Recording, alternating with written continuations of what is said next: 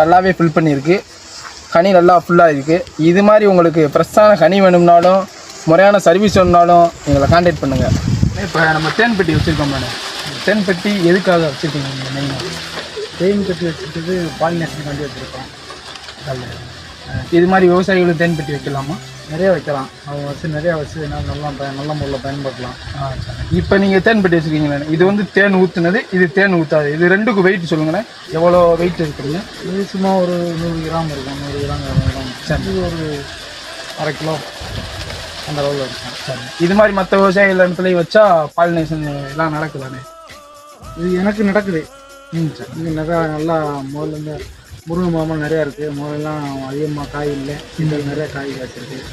முதல்ல அளவாத்தையும் காய் இருந்துச்சு. இப்போ நிறைய காய் இருக்குது முருங்கை காய். அதே மாதிரி இப்போ வாழைப்பழம், வாழை பழம் எல்லாமே சொல்லி நல்லா உள்ள போட்டு. சரி, நன்றி.